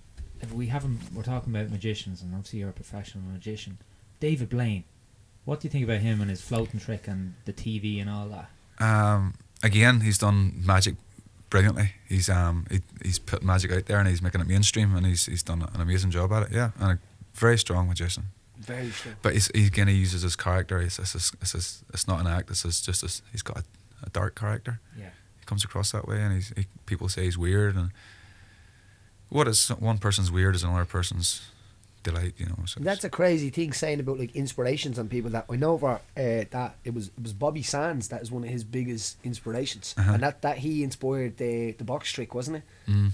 The one where he was held up in the glass and he wasn't going to eat for so many days. Really, yeah, that's it was Bobby Sands that inspired that. Really? And, yeah, if you look at you look around the idea of him, he's a That's big inspiration crazy. in his life and stuff like that. And like saying that again, I think a lot of successful people, their inspirations are outside exactly the from field. what they a lot of people emulate the people inside their field if that becomes their like, don't be looking, say, for footballers if you want to become a footballer, because you'll only become the next version. Another version of it, the same what's already been before. Grab loads of pieces of NFL fighters and put but even the things and like learn little bits of them and develop yourself through learning lots of stuff. You're an individual in your group.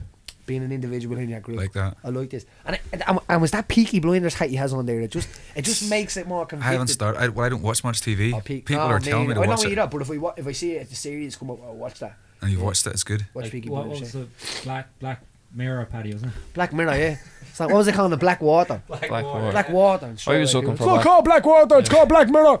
Relax, mate. It's all right. You're going to be great. You know what I mean? But you know, people. You know what I mean? But yeah, there's another one. But now some of them are shit, to be honest. But some of them are deadly. Some of them are like Peaky Blinders is worth a Peaky shot. Blinders is very good. Now, and even though I watched that, like you'll be like, wow, them Peaky Blinders were heroes. And then when you actually go back and do a little bit of research on them, you realise they were actually probably scumbags. You know what I mean? It looks so great when they're slashing everyone with their hats and all. You're like, wow. You're like, well, hold on, let's put that to downtown Birmingham now, or you know what I mean? But it's that's a good little thing to research as well. Just go down the idea of that. They're all blown away in a bar or something, were they? Or killed? Or they're all arrested. Oh, don't say that! Some people haven't. Oh, no, this is the real people. Yeah, it's different to the show. Are you sure? Yeah. I think. Have you watched it all? Yeah, I'm up to date. Because when you're saying you're all blown away in a bar, no, this is the. Oh real, no, you don't say it because I haven't watched it all. Yeah, we're not saying. Oh shit, yeah. Oh no, someone's gonna get blown up. Someone's gonna in a bar. I might be wrong with this, but I heard that they were all in a bar somewhere in Birmingham, and there was a police officer saw all the Peaky Blinders. They're all in the same spot, and he said we can arrest them all now. So he was a brave man. He went in by himself, and there was like 20 or 30 of them in the bar. And he says, the bar is surrounded. You're all under arrest, and don't move. And he was on his own for like 20 minutes till all the other cops arrived and they arrested them all. Oh really? I might be completely wrong, but well, we want that story. We want that ending. Yeah, maybe we'll get it. Maybe we'll get it. It's not finished yet. Maybe, but the series is over now, isn't it? Is it? No, the series is finished. There's going to be another one. There's going to be another one though, isn't there? Yeah. Oh man, you have to watch it. You have to check it out. It really is good. We'll see. Yeah. Do you don't get to watch much telly at all? No, I don't know. I would rather sit and do what I do. Yeah. Because late at night, would magic ruin a lot of like television shows or ruin stuff for you? Well, I would just prefer to read or study or practice. I don't see it like study because it's a horrible word, study, because it sounds like something you're doing that you don't want to do. No, I'm always thinking about magic and always trying to improve and do magic. What's next? I'm doing another stunt this year. Right, what's your plan? It's in the same location. It's in a harbour. This is how I think it will unfold. I'll be suspended from a crane, tied by the ankles, hanging upside down, either in a straitjacket or police handcuffs. Attached to my ankles will be a rope, probably about a 200-metre long rope. At the other end of that rope will be a speedboat attached to the handcuffs, or the feet cuffs, I suppose. And once I get out of the straitjacket, a timer will go off and the speedboat will head out towards the sea. So we'll have to look at timings and stuff, but I would say about 15 seconds to get out the handcuffs off my ankles before the speedboat and the rope reach full tension and rip my legs off. It would be your legs off. Why? Why? Wow. Wow. Oh, I said what? I thought you said why. Why? That's Why as well. Why not? Why not? Where is that? Where are you going to do that? That'll be in Portrush. I'm definitely going to check that out. I'd say you never pay for that now at the harbour, do you? No. It's Portrush. It's Yeah. grand. This fella make your restaurant disappear. Yeah. Yeah, that's so what you're working on now. Yeah, that'll be at the end of May. It'll be the same weekend as we did last year. So yeah. And you put serious preparation in for that? I'm training already for it. Yeah. Really? Mentally and physically, because it's not something you can practice every day actually physically, but all the steps you're constantly going through in your head, what you have to do, and again, people know I can get out the handcuffs, but if you're hanging 50 feet in the air and you know a speedboat's going to rip your legs off, one moment of error, you can't shout to the speedboat driver, no, wait there a minute, I'm not out. Yeah, because that's not the way it's going to be. It's going to be done for real, and that's mental. And again, it's just putting yourself in that situation, because this is what I do.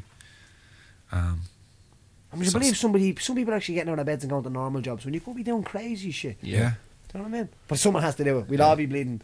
Well, we can't all be magicians and stuff. Yeah. And that is a true story. But like, how do you get up every morning and kind of like walk towards that? Again, I think it's an obsession. Constantly thinking, always thinking about stuff. It obviously have to be your brain putting the preparation. Like I know if you're getting up to fight, like the blueprint's there. You know what I mean? Get up, you train. But not every fighter's is the same, you know. No, I do agree with that. Yeah. But like, well, there's more, I'd say, fighters than there is, and probably preparation. Well more people doing it wrong and right than there is even magicians. Yeah. So like, how do you plan the preparation of? Is it day by day? It's day by day, yeah. It's day by day, and it's 4 months away. So like, I'm even something as simple as hanging upside down. Like, you know, if you hang upside down for 30 seconds, the blood will go to your head. You'll feel dizzy. You'll feel your weak. brain's different. Yeah. So you have to prepare. You just do that, and do it over and over, so you're used to it. Again, it's experience. You have to just put the time in and make sure you're ready. It's like getting ready for a fight. You just have to do the preparation, and there's so many different aspects. Because you're hanging upside down, the whole world is different. Everything looks different. You're disorientated, so that's what makes it even more difficult. So you're putting yourself in a situation that's not comfortable. Because if it's comfortable, then there's Yeah, there's no. Anyone could do it. You can't develop in that comfort. No, you can't. No, you have to make it special. My favourite saying is outside your comfort zone. Yeah. You know what I mean? Go. And if you're not outside there, like as the idea, if you fly all the way back, walking in shaking. Yeah. Like if you're walking in and you weren't shaking, you're probably not going to get the adrenaline release. You're probably not going to get the satisfaction. No. And that's what it is about pushing that. Of course pushing the boat out. Yeah. Another good saying is living on the edge. Have you heard that one? If you're not living on the edge, you're taking up too much room. Yeah. I live on the edge of my bed, but I think that's to do with me dogs and me missus. It's like sliver of the bleeding thing. It's horrible, it is. But it's no, I know what you mean, living on the edge. But like, I think I'm past that. Do you ever think it's going to be a stage where, like, I know for a fact now, like, not that. I think when you have kids and all that, like, fears creep in. I know for before, when I was kidless, I was fucking mental, you know what I mean? Like, I didn't really care about something like that. Do you not figure out that factors in? Again, you do, and people say to me, what do my kids think of my magic? What do your kids think? Because obviously you don't tell them. But no, I don't know. So they're going through I'm just their dad who does magic for a living. I'm just their daddy who does magic. So my daughter, who's 11, she'll say, you working tonight, daddy? And I'll say, no, I'm off tonight. And she'll go, yes, that means you're in the house tonight. So it's like, I'm just going out to do a job, and that's the way they look at it, because they're used to it, and it's just their life, you know. But did they not get, as you said, like putting them in situations of, what's going on there we've been for, the situations where, like, you're getting lowered in, or the speedboat situation. Yeah, they were nervous, and my wife was nervous, and more than nervous, you know, because they don't know. They don't know. No, and I didn't. I just say, look, it's going to be all right, you know. But that's probably like you before you go into a fight. It's going to be all right. Yeah. But in my head, I don't really know. Again, you know, it's like, I should say that. Yeah, but again, you do, things can go wrong, and it's crazy how comfortable you can get in yourself, isn't it? When but again, it's an impression you're giving off. You have to give 100%. If you're going out there nervous, looking as if you don't want to be there, then it's not the right. It just doesn't look right. It's like you going into the doctor going, looking as if you don't want to be there. The other guy, he'll just take you out. And smell it. Yeah, of course he will. Then the aroma. It's an act. It's all an act. Sweet aroma. Life is an act. It does, and you can smell it, and it smells like farts. If you went to a dressing room before the fight, I'm not messing. The energy and the thing can drain you. It can't. That's why, like, when you were saying I'd like to be there a minute before. Yeah. I reckon if you were hanging around, all of a sudden you're wrestling with doubt in your head, and you're wrestling with all of this stuff that's going on. But if someone's like, go, You're in. You're straight, and you don't have time to think. You just your body goes into autopilot, so to speak. We could have had touched on this before. This what if guys come in and they're like, "Oh no, I can fight," and I'll be like, "Oh no, like where have you ever fought before?" And they'll be like, "Oh no, I'm 20 and on the streets." Do you know what I mean? I'll be like, the same idea where they get somebody probably start to fight with them and they're fighting. Yeah. Do you know what I mean? It's where they feel like they can fight. Try sitting there for 8 weeks, knowing that you're going to meet this guy on a certain day and he's trained and he wants to kill. Then it's different. Yeah. It's like the same way as before before the show. Do you know what I mean? It is different then, isn't it? So like, the kids think that freak me out. That freak me out, man. My kid sitting there, the kid watching like that, like I'm not known. Yeah. Shane's just compromised. I completely forgot about the camera. What did just you taking do? a sneaky picture. picture. Of the cards on the table. They do look cool, don't they? Yeah. We won't. They do look cool with the no shame and the coin and all. That looks magic. Yeah. With them I magic like no shame. Nicely composed. Soon available on the No Shame website. Yeah. We won't do too much this week. Just the founder of IKEA died this week. Did you hear about that? No way. Yeah. So Where does money go? That's a good question. I'm going to tell you now. How much money do you think he had? Billions. 58.7 billion. Holy. Like that. You could end African hunger. Yeah. You could, Couldn't you? We could have a good night out. No? Me and you. Yeah. We have a great night out. Rossfield, Brecky rolls after that, Abbey and all, yeah. He's number 8 on the Bloomberg Billionaires Index. But Ingvar Kamprad is his name. But he's actually not leaving barely any of it to his relatives. He's keeping it to protect IKEA. Like, you know, that money's going to be kept for the company to ensure its survival. He took his job way too serious. Yeah. What age was he when he died? 91. He had a good session. So here's the thing. He had Nazi links in his youth. So he called it like youthful stupidity or something like that. But supposedly he's from Sweden, obviously, IKEA, and there was the Hitler Youth equivalent of that he was supposedly in. But he just passed it all off as just being stupid, like. Really? These were actually neutral during the war. Huh? They were neutral. Not him. No. Yeah, definitely not. But here's the thing. Also, he started, like, as a kid, he started selling matchsticks and all that. And then when he was 17, he was selling frames. He founded IKEA when he was a teenager, employed one of his mates. He first got the idea of flat packing when he seen people trying to lift the sofa into the back of a truck. And obviously the legs were causing issues, so he said maybe if I flat pack. And he took off proper in 1956. Like, that's when he made his money. But the thing is about the Nazis is, as evil as they were, as much as bastards as they were, like, for all the bad they did in the world, the one thing I'll give them is that they were stylish. Stylish Nazis. You know, the SS. Nazis. The SS were styled by Hugo Boss. Really? Yeah. So I was watching the out the other night. There was a guy on the Ray Darcy show or something like that. Jesus. Oh yeah. Shouldn't have mentioned his name. But anyway, there was like a guy, a Holocaust survivor, and he was actually saying that about the suits. Yeah. He was like, when the guys used to come in, they used to have like the best of like buckles and best of leather and. It's mad that you say that. Yeah, Hugo Boss. Boss. He was a Nazi as well. Was he? Yeah. They were. Yeah. That bottle of Hugo Boss getting fucked out the window when they're home there with it. Exactly. Yeah. That only lasts for 15 seconds. Anyway, I bought it at the door. It's like, yeah, that's great. Where's that gone? Smell's gone. Yeah, that bottle cost £90. Throw it out the window. 10 seconds later, you're running out looking for it. Like, we've never paid £90 in my life for a bottle of perfume. Yeah, me neither. Oh, come on to my house in the States. You drop around the doors. It's great. Oh yeah. You get yourself a bottle of cheap perfume. Avon. Christmas presents. I'm getting them in already. Oh yeah. Yeah.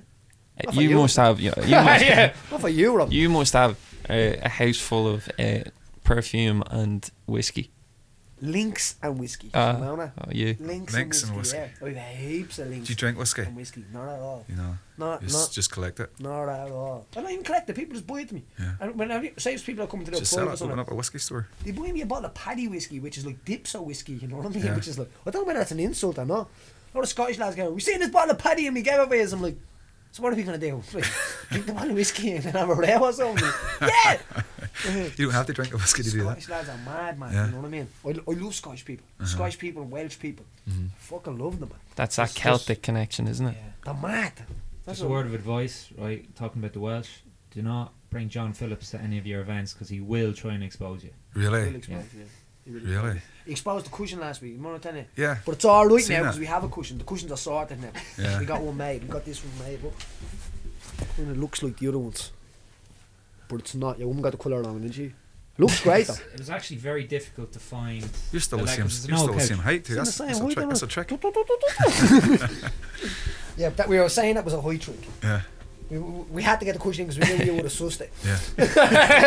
There's something going on in this place. I'm gonna do a session here with Rodd as well. So let's go now. Yeah, just. Do you want to answer that? What's going on? No, it's the phone's under the cushion. Couch is on vibrate. I bet you that's my sister wrecking me head. She's been ringing me for 2 days.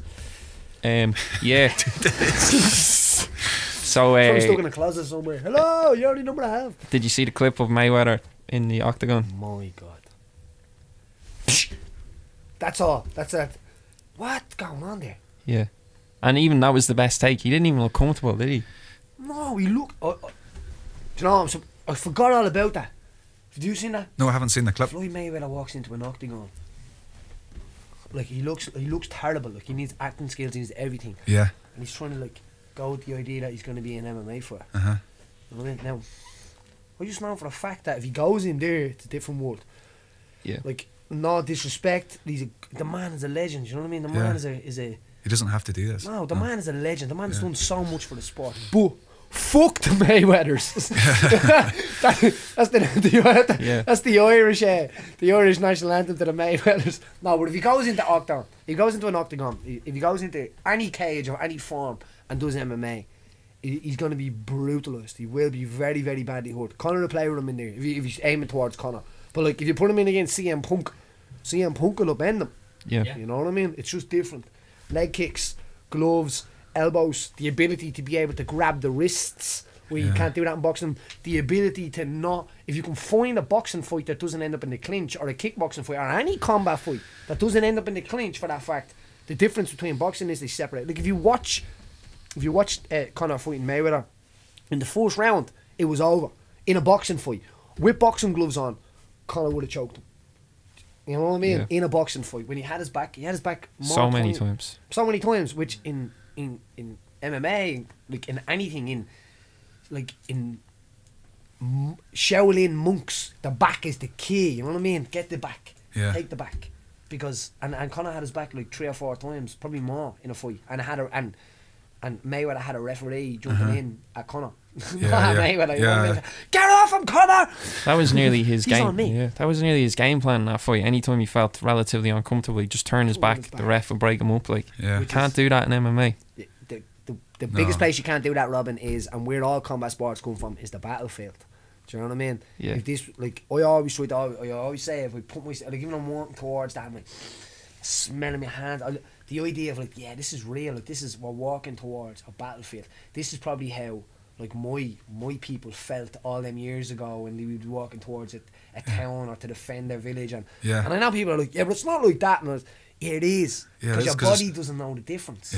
Your body still not thinks like I'm going towards death, I'm going to die here. And any fighter that's walking towards a cage or any ring or something like that, even in boxing and kickboxing and all of these things, that's what your body feels like, you know. Unless you're really experienced and confident that, no, I've got loads of safety nets here. In MMA, there's not a lot of safety nets. Like, if you get knocked down in boxing, you get 10 seconds to get back up.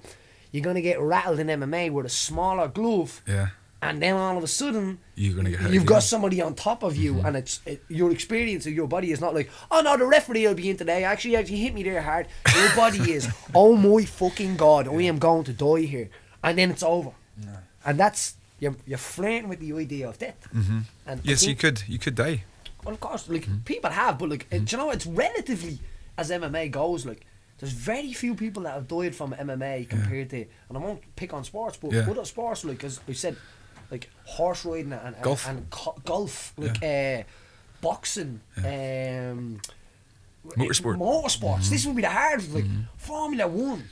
Like, how dangerous is it to strap yourself onto a rocket and lob yourself around with a load of other rockets? I mean, I'm the opposite. I'm like, if you want to do it, let them. You know what I mean? Go on. That's what I say. Before, I have to ask you, What do you think of Derry Girls as a Derry man? The TV show? Yeah. Or, again, I haven't watched Haven't it. watched it. I watched it. Need I to don't get watch on TV. I've heard a lot of good. It's all been good reports. Everything's been positive about it. So I maybe watch it. You should check that one out. Yeah. It's just the episodes are real short as well. Yeah. You know, like half. You've watched an hour. it? Yeah, I've only watched. Admittedly, myself, I've only seen 2 episodes, but I was hooked. From those 2, did you loved it then? That's brilliant. Yeah. There's a lad in work. He works. He's from Derry, and I was asking just like, what is a fair representation of Derry? Like, and he seems to think so. Like, it kind of captures the spirit of Derry very well. Derry is a town that definitely has its own spirit. Definitely, it's great. Yeah. Derry's a great city. Like, I think Derry and Belfast is like, it has this little spirit in it, like, and it is because of all the trouble that went on here, and they like a lot of the societies and the nations are kind of that together now. You know what I mean? And it is great because I know when I was younger, they were putting them all in place. Like, I think it's like is it 20 years since the Good Friday Agreement or something? It's 20 years. 20 years. Since Good Friday, you can imagine the guys sitting down to sign that piece of paper, thinking like, well, in 20 years, this is where it'll be. Yeah, and it's great because the humour now that's there, it's all about the humour now. And it is that is mad humour, and it's great to see. Like, I remember putting a post up ages ago. It's on my Instagram. I think it was the 12th. Is it the 4th or 12th? 12th, isn't it?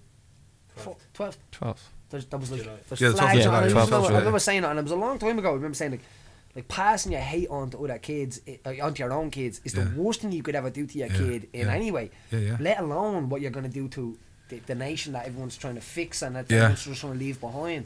That let that kind of thing die with everybody else. You know what I mean? And it goes back together. But that Derry Girls is a great expression of that. There's a bomb on the bridge and you can't get over there, and your woman's like about her tan. She can't get over to get her tan washed off and stuff like that, and it's pure normal stuff that gets in the way of stuff like that. Because I remember stuff like that going down where there would be a bomb threat somewhere and you couldn't go and play pool or something, and you'd be like, oh for fuck's sake, and that'd be the biggest problem. You couldn't get your game of pool in, but like it's a bomb, mate. Do you know what I mean? Again, people's going to die, or people have died, and you just worried about your game of pool. And that is it. Well, your no shame question. I know I asked you a little one, but I'm going to ask you one because I have to ask you this. This was on my head, and these are the kind of questions that people probably wouldn't ask you, or probably wouldn't even wonder. It's just my mess. How long has it taken you to think of this question for me? Seconds. Right, go. Have you ever been in the middle of a magic trick, and then you felt the shit coming on, but you knew there was a few minutes to go, and it was close? Because I do be the same if I'm teaching. Sometimes when I start teaching something, I'm like, oh no. So have you ever been in the middle of a magic trick and it's... Or a situation and then you've needed it. Like you've had coffee before that you started the trick and then you're like, uh-oh. Froze? No, you need a shit. No. Never? No. You've never? No, never. Never. Really? Really, aye. Give me another question. That was an easy question. Let me think of another one. Have you ever... the messed up magic trick. Have you ever done a magic trick for a party that you didn't want to do it for? That's interesting. Have you ever turned up and been like, I'm not doing this, or I don't want to do this? Sometimes you meet arrogant people, right? And I don't know. We're all different, and there's arrogant people out there, and rude people, you know, who look down at you and they don't know you. They're judging you and they don't know you. Because you do a lot of high-end gigs as well. You go on cruise ships and all this. But you don't find the people I'm talking about just in your average run-of-the-mill gigs. You know, people who think they're above their station and just dickheads. Yeah, you get them everywhere. You can say it's no shame. You know? But the thing is, I back when I started, I would have shied away from that because you didn't have the experience. Now I welcome them. I love them. I love them because they make my show even better because I'll just expose them as a bigger dickhead. A bigger dickhead, that's the idea. I call that the Bugs Bunny approach. Yeah. You know what I mean? Remember when they're farmer? Every time we do that on them, Bugs Bunny just kiss them. Yeah. And that's the best thing you can do to people. Because I get guys like that on the mat, obviously as well. And usually, dickheads. 9 times out of 10 afterwards, they'll want to be your mate. And I'm like, nah, you're a dickhead. You were a dickhead at the start, so...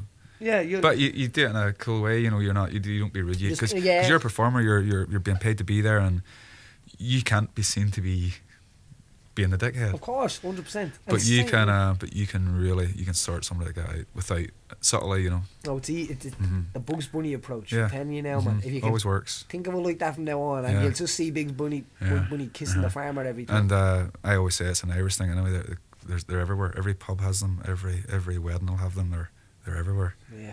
But it makes my job more interesting because if everyone was just sitting there just looking at me, it would be Be boring, wouldn't it? It would be weird. And people do like that. They put an emphasis on it because people start trying to get. They go on sides. You know what I mean? Like, yeah. I wonder is it maybe, and then all of a sudden, if someone gets, give us an example of laying someone flat out, like without not a dig of, with like someone being a dickhead. Something that's happened to me. Yeah, someone being a dickhead, and you trying to think you're of the best one. I was in Derry. I was doing a pub tour about 4 years ago, and I can't remember the name of the bar. Again, a Jack the Lad. I was in the middle of performing for a group. There's maybe about 8 or 9 guys around me. It's all guys actually, and this guy wanders over, and he started just putting in a few remarks. And first you ignore it, and so I did a card trick for him. He says, "I know how to do that. I know how to do it." He didn't know how I did it, and I tell you what, he says, "I'll bet you 50 quid you won't fool me again." And I says, "Really?" Yeah. I says, "How about we up it to 100? He goes, "All right, well, up it to 100. You'll not fool me." I says, "Well, if you want me to fool you, if you're going to pay the bet, you'll need your wallet." And I just pulled his wallet out of my pocket. And the other 8 or 9 guys who were there were on the floor laughing. And you had his wallet. And he already. was like, "Oh my God." You know, Did you know that was coming? Well, I already had his wallet. That's what I'm saying. Like, Yeah. It's like, Because it's experience. You just know what to do at the right time. that's a way to do it. Again, there was another one last summer where I was on a break. I was doing 2 bars. He was owned by the same owner, so I was doing an hour in one bar, then an hour in another bar, and I was just I was sitting down. I was having a pint of water, chatting to 2 guys who knew me, and a man walked past, and one of the guys said, "Come over here and meet this magician." So I did the trick where I borrow a fiver and I turned it into 100 quid. It was 2 £50 notes. Have you got a fiver? Would it be hard to do this now? It will not be hard. We'll use a fiver. We use my money. It's only because I've seen this trick before, and it'd be a great little thing to put. We'll use my money. Yeah, use your money. Yeah. Oh no, use your money. Use your money. Use your money. A real money. Oh, sterling too. Yeah. So €6. €6. Is that what it is now? €6. That's something like that. Can I type this? Yeah. Wait, hold on. I'll put this. I'm gonna do this on my Instagram. I will tell you the story afterwards. So you're from? Where are you from? Drogheda. We'll do euros. What? Do you want 50 or 100? I'm here with Rodd Hogg, and he's about to turn a fiver into how much, Rod? What? How much? 100. He wants 100. 100 quid. Can I ask why Watch you have this. a fiver to start with? Why I was in England last week. Okay, that's a good reason. 100. Robin, would you want it in 1 or in 2 notes? It's your choice. 2 notes. 2 notes. You see if I just blow? Yes, bit change. Jesus. Oh my God. You see, you want 100 euros. And it's not only that; it's two exchange notes. rate. That is insane. 100 euros. That's ridiculous. €100. Wait. Oh, a fiver. Did we get exchange rate? Well, he's down a fiver and I'm up 100 euros. That is brilliant. Yeah, there you go. You can keep the fiver. It was worth that. Thank you. So the story, That is brilliant. I did Ridiculous, that. isn't it? Thanks for that. I did that in a bar. So I was sitting in the bar, and one of the guys who knew me said to this other guy, "Come over here and meet this magician." So I had no idea what was going to happen. He I'm says, just trying to find you. You're going to listen to you. do us a trick. So I did the exact same trick, but it was 250 sterlings from his fiver. And I'm sitting at a table or at a chair, and there's a table here, there, and he's beside the door. He says, "Can I examine one of them?" I says, "Of course you can. It's real money." And he looks at the 50 and he goes, "Thanks very much," and walks out the door. And I'm going, he'll be back in 10 seconds. He'll be back. He's just trying to be a funny guy. 30 seconds went past, he wasn't back. A minute went past, he wasn't back. And the other 2 guys were thinking, he's away with his money. And I was calm. I was perfectly calm. 10 minutes passed, he still wasn't back. He wasn't coming back. He was away with 50 quid. And again, to look at the guy, he didn't, he was a late 40s, early 50s, well dressed, he looked as if he had sense, he didn't look like a scumbag, So I went over to the other bar, did the other bar, it was 50 quid down. What nobody knew at that time was I had his phone. I already had his phone. I'd stolen his phone. So Insurance. well, that's the way it looked, but usually when I steal something, I'll give it back at the end of the performance. By the way, there's your phone back, or there's your wallet. He was running away from the scene with my money, but he couldn't get away fast enough, and he didn't realise I had his phone. So then I had another hour to do at the other bar, and I had it in my upper breast pocket, in my jacket, and I had it on vibrate. I was waiting for it to vibrate all evening because I realised when I got home, had it on there. yeah, no, it didn't ring. So I was in the office, I was getting sorted out, ready to leave. Next thing, the phone rang. And I've been waiting on this call all night. That's correct. That's a rat. And it came up, it said home. And I said, hello. And this woman said, "Where are you at?" And she knew it was whoever it was who stole the phone. That's not her, is it? No. That would be a trick, wouldn't it? Yeah. So when I'd explained to the manageress who books me, I was explaining to her the whole crack. So the woman says, "I'm outside now with my husband. Come outside now. What do you think you're playing at?" Her tone was wrong. She just emulated what he was. He was arrogant. He was rude. He was a thief. He stole my money. But she was pinning at me. I was a thief for stealing his phone. So I went outside. She was perched in the windowsill. I said to the girl, I said, "You just come out here and keep an eye in case they accuse me of something, you know." So she was standing there. There's 2 doormen standing as well. They heard the whole thing.